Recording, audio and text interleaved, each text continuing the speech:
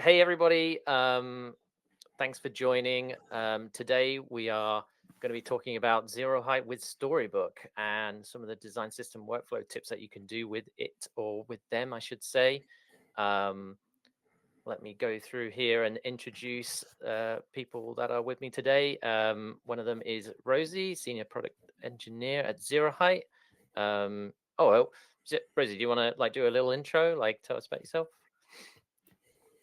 No, but yes, I will. You Absolutely. don't have to. Totally unplanned. Hello, I'm a senior product engineer at Zeroheight. I've been here for coming up to 3 years now. Mostly working on a team that's trying to make Zeroheight work better for developers. So quite relevant to this Zeroheight talk. And my favourite way of making coffee is also a pour over. So there you go. Lovely, lovely. Thank you. And we've also got Varun from Chromatic / Storybook. Do you want to tell us a little bit, do a little intro? Yeah, for sure. Hey, everyone. My name's Varun. I'm part of the developer experience team at Chromatic. Also help out a little bit on the Storybook side to contribute to some of the add-ons and core Storybook itself. Been at Chromatic for about 4 years now, so definitely spent a lot of time thinking about design systems and building components and testing components. And my favorite method of making coffee is also pour over. I'll go a step further. How are you switch lately? Oh, nice. Nice. I guess I'll have mine in a second. So yeah, and I'm Dave. I'm a developer advocate at Zeroheight. I have been here only a few months in comparison to these two who are veterans in their areas. But I have previous experience with design systems and stuff. So this is rather prevalent to me and hopefully to you folks as well. And I guess my favorite, I would say Americano in the morning, but people should check out the Aroma Boy. It is the cutest little coffee machine you've ever seen, and I'm obsessed with it. It's my third child. Uh, anyway, I just do a little bit of housekeeping. You can join us on the Zeroheight Slack if you want to do some asynchronous conversation after this, or you can join it right now if you want. Yeah, we're talking a lot about Zeroheight and design systems in general. So yeah, I'm in there as well. Rosie's in there, and we do product announcements and all that kind of nice stuff. If you need assistance at all during this webinar, you can message Kat. They're lurking behind the scenes, helping to make me look a bit more professional. And of course, this is all recorded, so just wanted to let you folks know that this info is recorded and then will be available later on. That we'll share it afterwards. Captioning you can do with in Google Chrome. You can do that natively inside the browser or with a Chrome extension. But we also suggest using Mimuchi. I said it, but I'm going to commit to that. Mimuchi.com, where you can do live captioning. And we suggest don't be a jerk. We've never had an issue with it before, but we want to let you know if there's any untoward stuff happening in the chat, we will sort that out. So yeah, but thankfully we haven't had to do that at all. So we'll get into it. So I'm going to briefly go through an agenda of what we're going to talk about today. So we're going to kick it off with what are the challenges of building a design system or building design system components specifically. I've thrown an extra question in here for because I was a little bit confused about this. Hopefully Varun can kind of give a nice bit of clarity to this one. What is Storybook and what is Chromatic, and how does that all link up together? And then we're going to talk about, or Varun's going to talk about using Storybook to build components in isolation.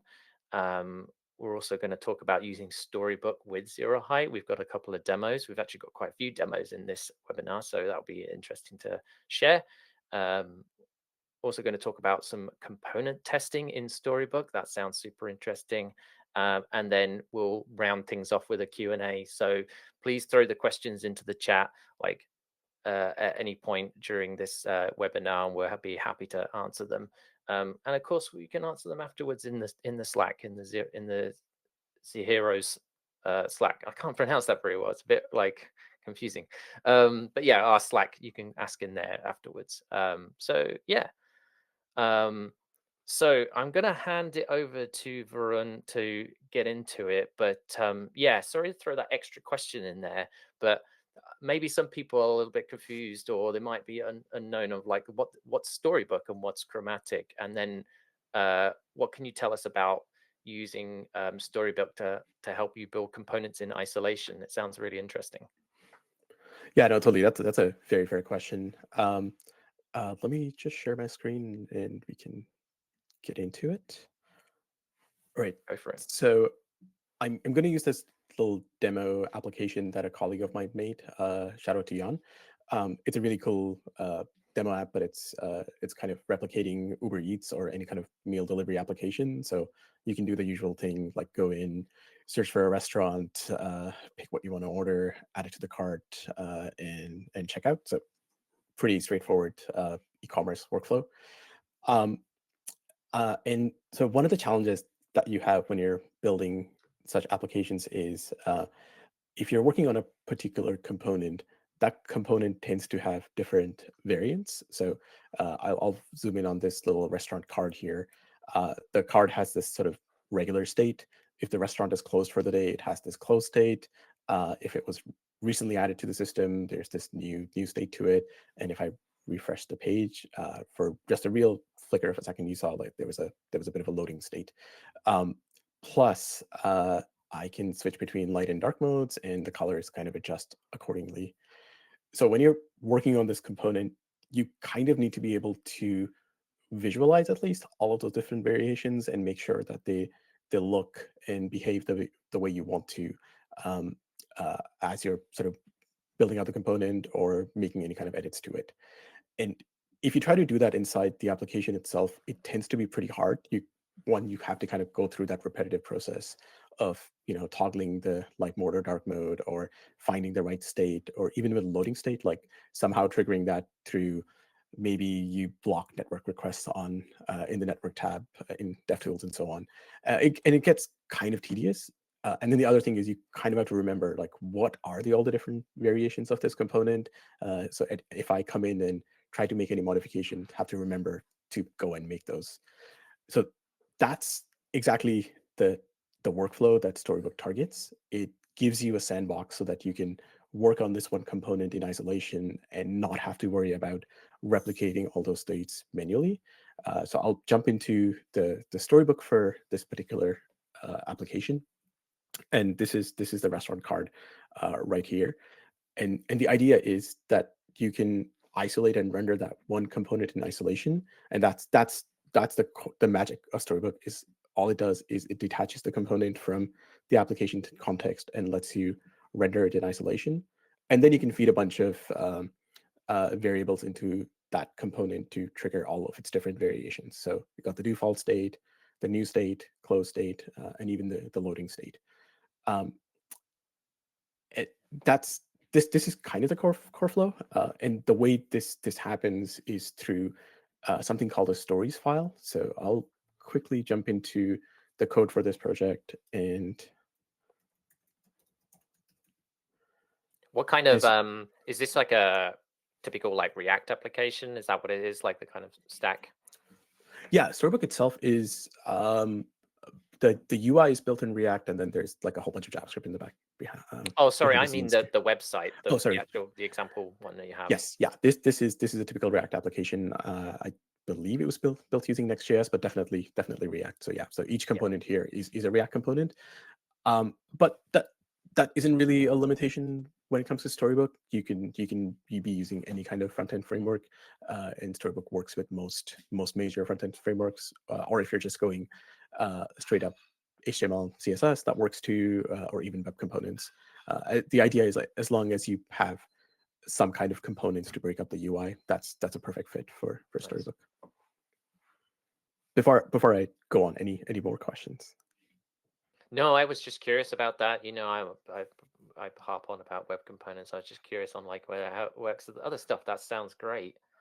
Yeah, it has pretty fantastic support for lit HTML. We actually worked with the core team there to make sure that stuff works quite nicely. Nice. All right, so yeah, I want to show sort of how how you make this happen. So this is a typical stories file. Um, at the top, there is a little bit of sort of meta information around the component. So what is the component that you want to write stories for? So in this particular case, it's the restaurant card component. And then you can give a title, and that's the title that you see in the sidebar here.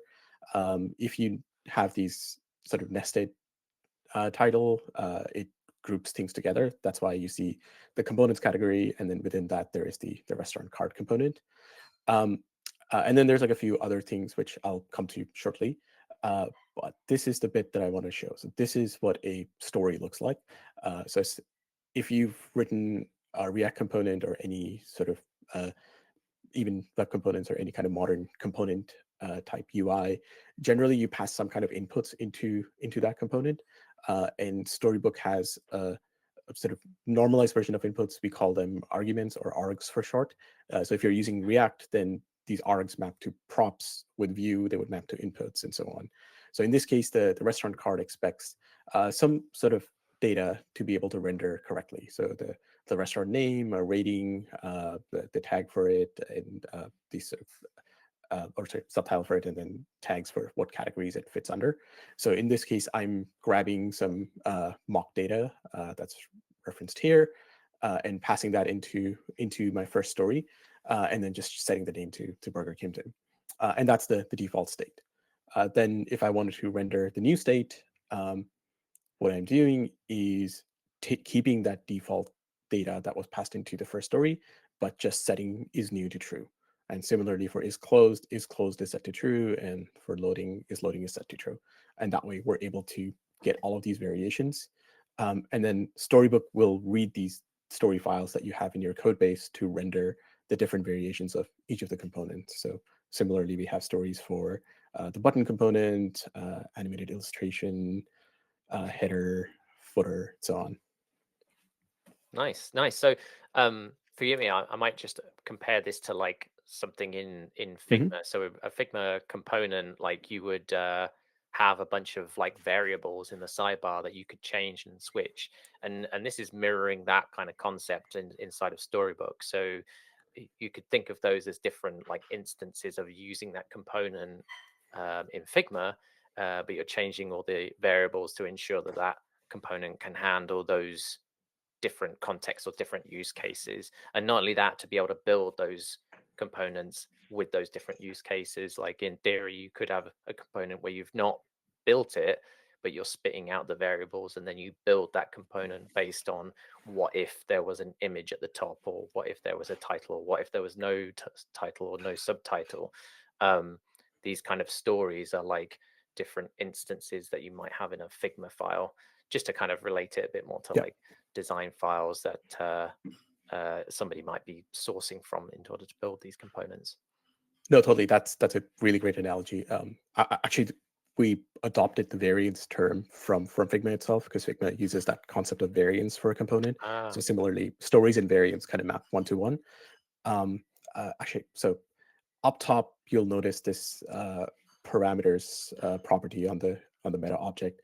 So here I'm using a Storybook add-on, and Storybook has an add-on ecosystem that allows you to add more functionality to it. And one of them is this designs add-on, which allows you to link Figma files to Storybook, kind of similar to what Zeroheight does. But this is more meant for developers to reference the design as they. Sorry, this one. I just spun up the demo, so I don't have the Figma token here. But let me grab one real quick.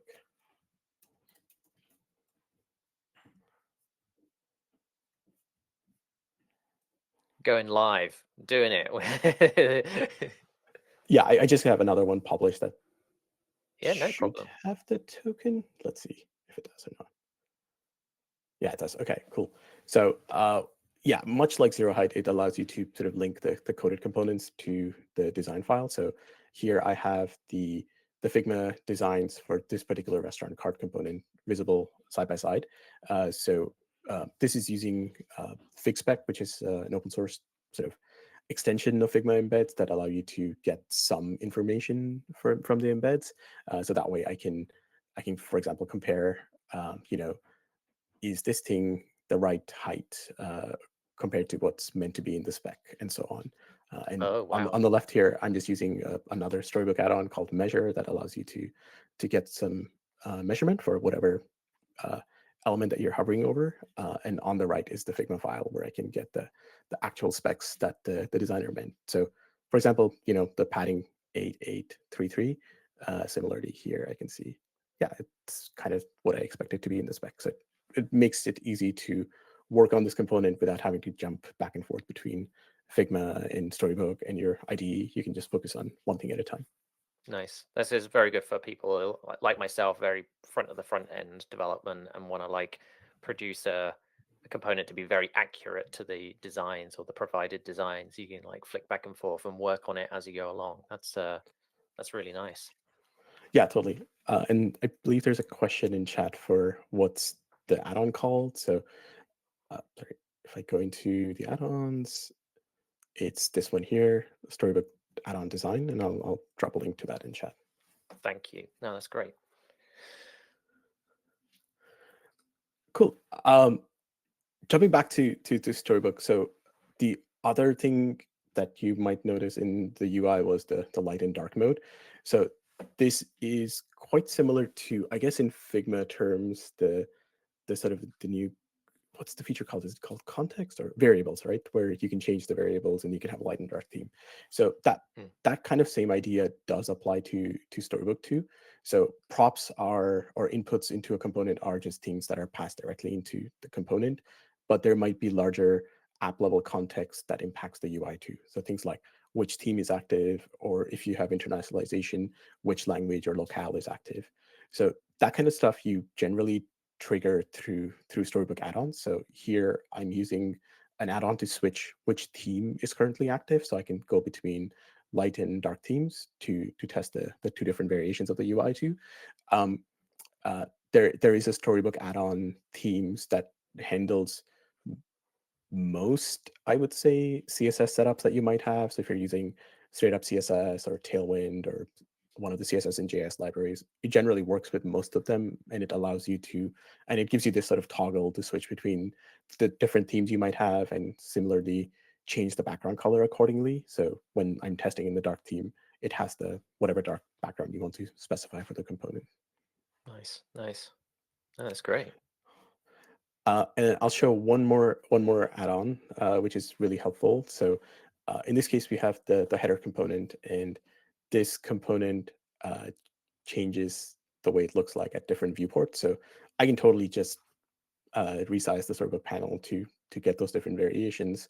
But if you have specific breakpoints in your application, you can configure the Storybook viewports add-on with those breakpoints. It does give you a lot of sort of default devices too, if you don't have those breakpoints. But up top, for example, these are the breakpoints that my application uses. And then I can really quickly just sort of cycle through them to view what the component looks like at different viewports. You can even configure your stories to default to a particular viewport. So if you want to have a story for header on mobile or header on tablet, you can configure that viewport by using parameters, and then it'll just always load at that particular viewport size. Nice. And that's like configuration that you put into the source code, basically, like, because you can configure pretty much all of Storybook through the code. Exactly. Yeah, it would just go into the story itself. So args is stuff that goes into the component directly, and then similarly, you would have a parameters object that can configure the different add-ons. So if you want to configure viewports, you would just type in viewports and pick what default viewport you want to enable for a particular story, for example. Nice. Great. Was there anything else you wanted to show or add on to this? Although we didn't get to the question of like, what's the difference between Chromatic and like Storybook? Yes. Like, how does that differ? Yeah, so I'll come to that shortly, and I think a good way to talk about it is through docs. So Storybook does allow you to write documentation for your design system, which is another sort of crucial bit. So up top there is just sort of like a general information page. You can even document different tokens that you might have. So we give you utilities for colors, typography, and iconography, and then for each individual component, you can add some docs too. And the way this works is similar to how there is a stories.js or TS or TSX or JSX file. You can also have a MDX file that goes alongside a component, and that allows you to craft these documentation pages. So in this particular case, I'm using this is the sort of code for the button documentation. So you can see if you've used Markdown, this should look fairly familiar. MDX, for those not familiar, is just Markdown with React components inside it. So that's what's used here to, for example, put in this description or create the heading and add a bit of text. So you can mix and match the stories that you've written with straight up Markdown. And the way that works is you can import stories into the Markdown file and sort of drop them at different spots, or let me pick another component. Let's see, I think the category component. If you don't want to sort of use Markdown or MDX to write the docs, you can add this tag autodocs to a component within the story file, and then what it does is it adds a docs page for that particular component and simply takes all of its stories and dumps it onto one page. So you don't need to manually go and add all those stories to a particular page. So you do have some basic documentation. And next up, we'll talk more about sort of Zeroheight and how you can add more documentation that is not based in code. But briefly, once you have the storybook, you probably do want to share it with the rest of your team so that they can go and reference this and view the docs or view the components live and play with those components. And the way that works is that's what Chromatic does. It takes your storybook, which is running locally on my computer, and actually creates a static build and uploads it to the Chromatic cloud service and publish it as a website that anyone can access. And that's one of the core things that Chromatic does. The other thing it does is visual testing, which we'll come back to shortly. But the gist of it is Storybook is the development tool that you use locally, and then Chromatic is a cloud-based service that allows you to run primarily visual testing on these components and also publish your Storybook. Great. No, this is, it's very powerful. You can do lots of like documenting and really like kind of expand on it. Like obviously there's quite a lot of overlap with Zeroheight, but I almost see it as kind of an evolution like step that like Storybook can get you quite far. But like if you need to start working with designers and like all people across the board at a company, you might want to employ like Zeroheight to work with that Storybook instance and kind of expand upon that, which I didn't really plan this, but conveniently segues towards what I was hoping Rosie would share with like what you can do with these Storybook like instances and component instances, and how you can like import them into Zeroheight and then further document around them, like with documentation pages and style guides in Zeroheight. Beautiful segue, Dave. You definitely planned that one. That was good. Yeah, let's jump straight into it, shall we? So I'm going to be using the same Storybook setup that Varun just used, just to kind of keep some consistency, and also it's a very nice demo. So very grateful for you sharing with us. So yeah, you see here we've got the lovely button component, and I'm going to sort of use this to demonstrate some of the cool things you can do in Storybook, not Storybook, Zeroheight. Oh wow.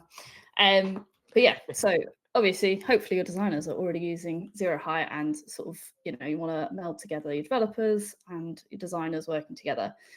So we actually allow quite like good integrations with Storybook. So you can see here, if I take the Chromatic demo file, doesn't really matter what you name it, and chuck in one of the links, I can actually link up my Zeroheight account with the Storybook setup that we have.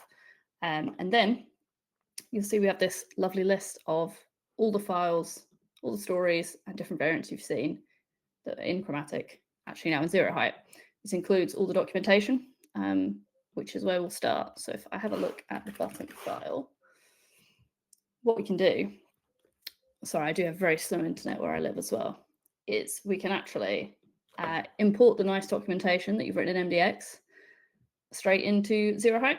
So this sort of means that as a developer, you don't have to double down on rewriting your documentation in two places. You can just sort of say, here you go, just chuck whatever I've put in Storybook straight into Zeroheight, and and it's right there. You can still add all your text around it. You can add in Figma files. You can do whatever you want, but it means you don't have to double down on writing on MDX, which is always helpful. So if you call that an overview, lovely.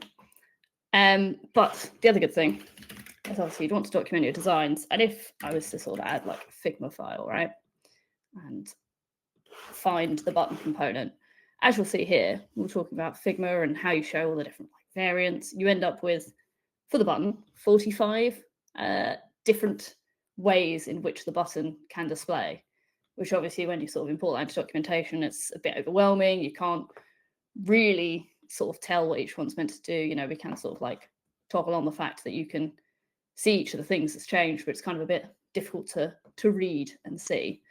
So instead, sorry, I'm pressing all the wrong buttons. If I delete that and bring in the default button, instead what we get here is essentially all the information that you get in Storybook, but in your Zeroheight documentation, which is pretty cool. I'll hide the code for now to keep this quite like designer friendly. And yeah, so you get a story which you can still play around with. So you can see this kind of like the hover states, the clicking. You can change all the controls like you can in Storybook. So you can sort of play around with it all. We bring through the documentation that you can add as part of your story. So it's like descriptions and your defaults. But yeah, it just makes it slightly more interactive and easier to understand. And you can sort of bring in the different variants that we're allowing in Storybook. So if you wanted to make sure that you've also got like the disabled state, they can, all be on the same page. It's maybe a little easier to understand than it was from Figma. And then, yeah, say you wanted to dive a bit deeper and make some of your design system documentation more developer friendly, which you definitely do want to do. We'll bring in one of the more complicated ones. We'll bring in an icon and text. Again, lovely story. You've got all the nice controls, quite basic. I'll turn on large because it shows you something interesting. But if I turn off the docs and instead just show the code, you can see here, rather than me having to sort of handwrite the code into the documentation, we actually just pull straight through what you see in Storybook. So you don't have to write all this out. And if I turn the docs back on, you'll see here that at the moment we've got icon cart and the large property. If I turn it back to not being large and change this to, I believe, star, yeah, you'll see they've changed here actively. So all of those update in real time, which is quite nice. So this is like our more intuitive way of sort of adding Storybook into Zeroheight. So in your style guide settings, it's all linked here.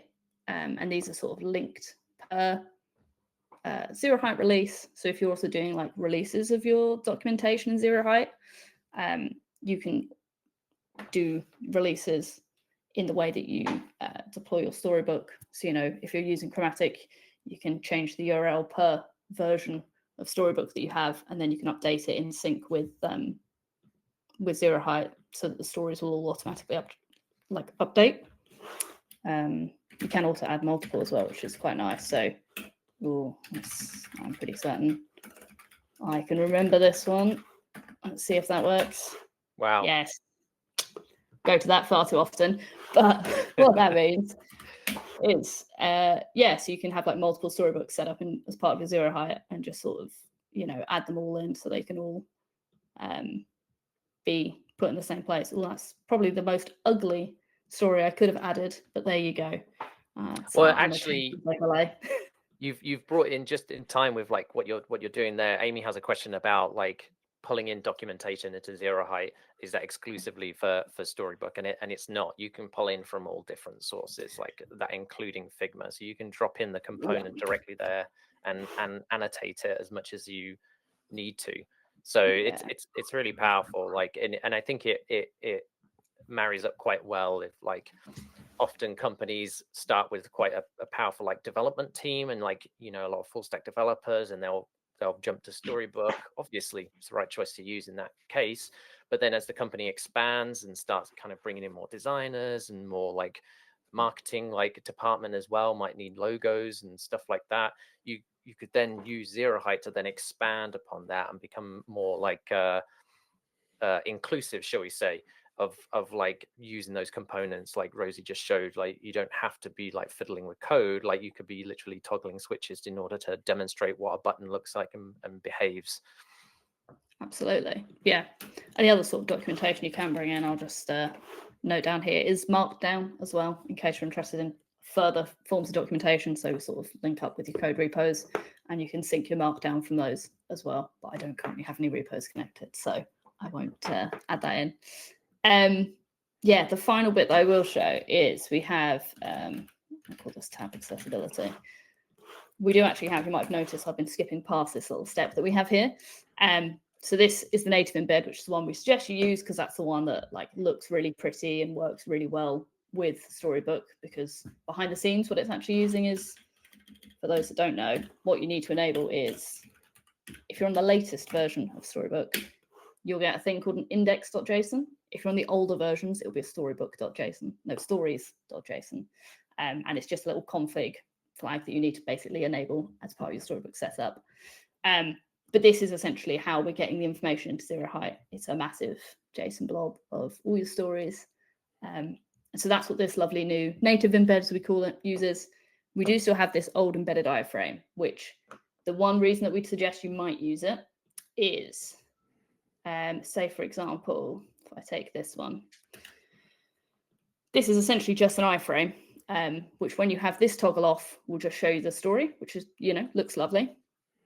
But if you toggle on show add-ons, this sort of goes over what Varun was talking about earlier in terms of actually this allows you to play around in Zeroheight with some of the add-ons. So you can see things like, so this is the accessibility add-on that we've got here. You could also see the Figma file in Storybook in Zeroheight, which is maybe a bit too deep of a hole to end up down, but it's still there. So we do also have that as an option. But for most setups, it's much better if you can use a native embed because it just works a bit more seamlessly between Zeroheight and Storybook. Yeah, I guess the classic embed is like a typical like iframe or something like that, a bit more like a traditional, like just drop it in and have it as part of your documentation. Was that everything, Rosie, or can I? Yeah, go for it. Because you've given me a great opportunity to share like a newer feature that I think is pretty cool. At least cool when you showed it to me. I thought it was pretty cool because it's one of those use cases where you, like I said, you're a company that's growing. You have a development team, you have a Storybook instance, and you know you might be using Chromatic, or you might have it like self-hosted or something like that, and you think, oh well, now I need to like make I need to expand this design system. I need to like start actually regarding this as design system rather than just like a components directory, and I need to make use of a feature like Zeroheight or a tool like Zeroheight to document stuff and get a little bit more into it, but I don't have the time or maybe the patience to be able to go through every single component and document it individually. And I need to just like, and this might be showing my age, a wizard, very Windows 98 type energy. But if I share my screen, let me jump to this one. So again, this is the Varun's like demo, like Chromatic setup. This is like all the components in here. So there's documentation. Oh yeah, we got the pizza again. Got like component instances and stuff like that. And what I want to do is I want to bring all my components in basically from Storybook into Zeroheight. Like it might be a case where you just signed up and you want to get started. So let's jump over to Zeroheight. So I'm going to create a new style guide. I'm going to call it, what's your Meal drop. Pardon? Meal drop. Meal drop.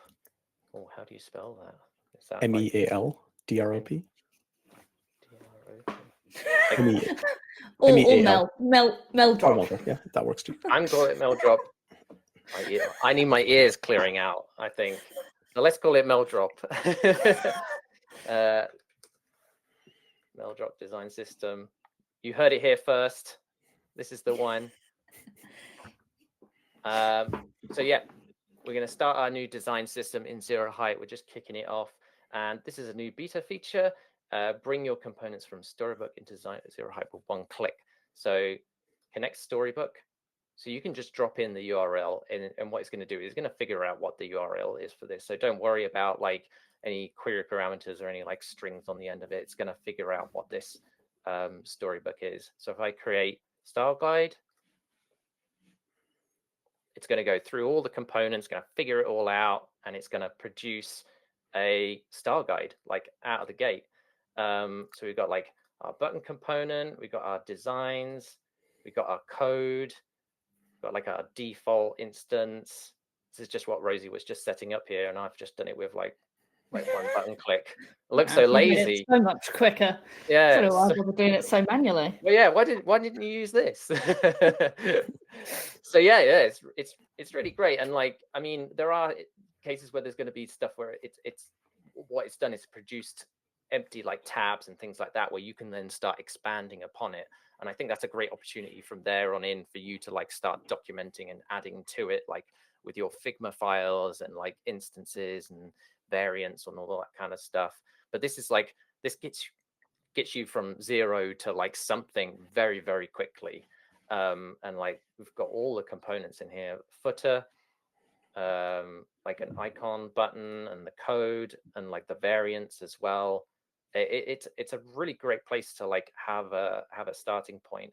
I actually just noticed that I think it's Eagle who asked about whether Zeroheight works with private projects. Are you able to answer that, Rosie? Do you know if like if this would work? Yeah, go ahead.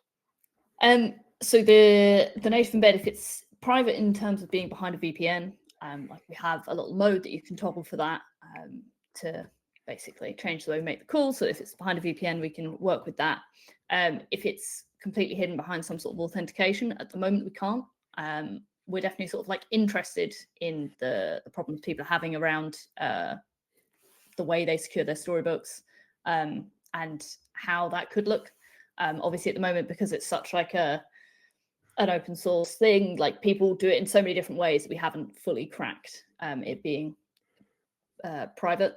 If you can make just the index.json or stories.json a public endpoint, that's the only part we actually need.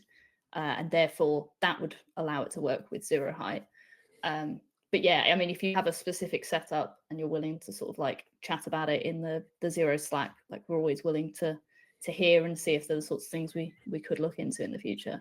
I know there's like a very popular combination where your Chromatic project is private, but you publish your storybook publicly within Chromatic, so you can still use that to embed within Zeroheight. Yeah, absolutely. That's great. Yeah, cool. Good point. Yeah. Because like it's accessing all the data that Storybooks exposes rather than like all the source code to it. It's just kind of surfacing all the information that is being like produced there. But yeah. Oh, sorry, Rosie, you could say something? I was just noticing Amy's question down there around obviously there's like the setup from an existing storybook and whether or not it sort of auto updates as we go.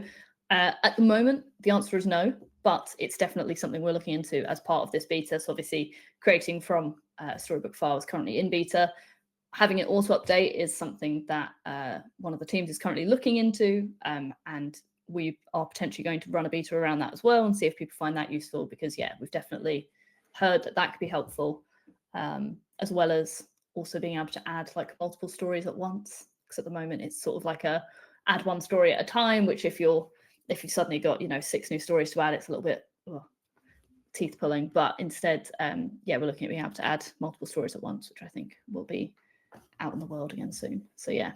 All these ideas are great, and it's an area we're still looking to improve. So any of these sorts of ideas, chuck us in Zeros, and the team will look at them. Yeah, definitely, and sign up to that developer access. We'll drop a link in the chat or in the bubble to like sign up if you're interested in some of the developer features that we're working on, or want to like give us feedback on like developer features. That would be really great.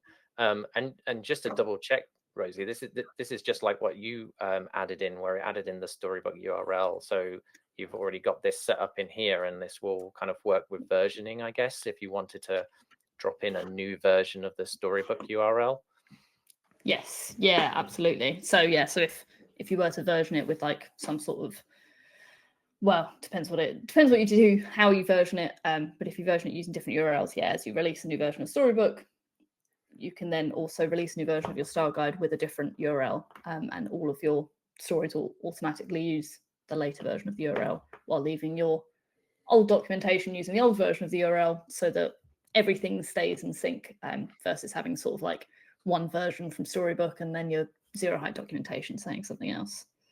Yeah, and I guess like if you were using something like, if you're using Chromatic, then you're going to get that versioning like built in anyway. So once a new version of the Storybook has been published to Chromatic, then you can drop that link into Zeroheight and kind of cut a release and then go, right, this is the new version, and these are the new components, and these are the new options for those components. So yeah. I think the last thing that I think Varun wanted to talk about is testing inside of Storybook and how Chromatic can help with that. I'm super curious on what that can entail. Yeah, totally. By the way, this is a really cool feature that you just demoed, because yeah, you're totally right. Like often dev teams will start off in Storybook and start using Markdown or MDX to document stuff, and then at some point you want more people to contribute to those documentations. But yeah, it's just hard to get everyone to go through the Git workflow. So this is perfect that you can just pull in all of Storybook and then start using Zeroheight for as like essentially your documentation platform, right? Yeah. Cool. Yeah. Last thing I wanted to talk about was testing your components. So we talked a little bit about versioning and releasing new updates to the design system. And one of the things you want to do is make sure that in those updates, you didn't break something accidentally. So Storybook does offer a few different types of testing within Storybook itself. So one I'll start with is accessibility, which is a really important one. So nothing too fancy, but you all might have heard of Axe, which is kind of the go-to tool for accessibility checks on UI. So the Storybook's accessibility add-on has that built in. So when you are viewing a component, you can toggle open the add-ons panel, and within that, just switch over to accessibility. And this automatically runs Axe on whichever component is active and gives you a report. So in this case, there are no violations, but if I go into the passes tab, you can see all the checks that were relevant to this component and which ones passed or failed, or if there's any kind of warning. So this is quite handy while you're working on a component, just to make sure that, you know, color contrast is good and you're not missing labels for any inputs and all of the sort of foundational accessibility issues.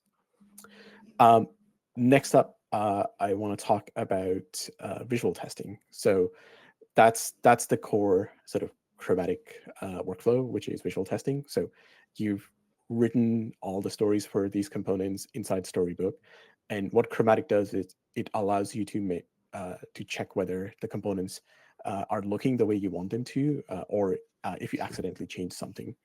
And the way that works is Chromatic uploads your entire Storybook to its cloud service and renders each story in the browser and takes a snapshot of that story, and not just a DOM snapshot, but actually like an image snapshot of that story.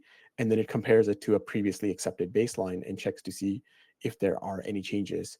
And if there are any changes, it alerts you to come and review them. And if there are things that you meant to change, you can just click approve and it will update the baseline.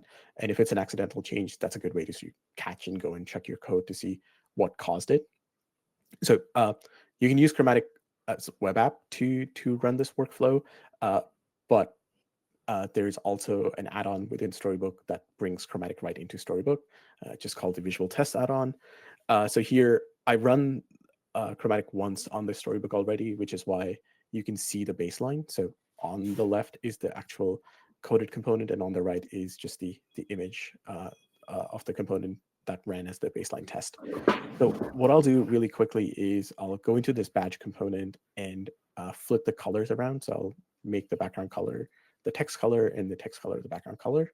So you can see it just flipped around. And you can see this was the baseline, so the colors are definitely different. And then all I have to do is hit this play button to start visual testing. And behind the scenes, what this is doing is it's running a static build of your storybook, uploading it to Chromatic's cloud, and then the tests actually always run on the cloud. So you can run it across multiple browsers. You can see how the story is rendering in Chrome, Firefox, Safari, or just one browser. You can also specify different viewports that you want to run the test on, quite similar to the viewports that you defined here in Storybook. So I'm going to give this a couple of minutes to just run the test. And instantly you can see that the results start streaming back. So these little yellow indicators indicate that there's some kind of visual change that was found. So if I go into that component, it's going to show me the new snapshot that I found. And the stuff that's highlighted in green is the change that was discovered. So that's because I flipped the colors for the badge component.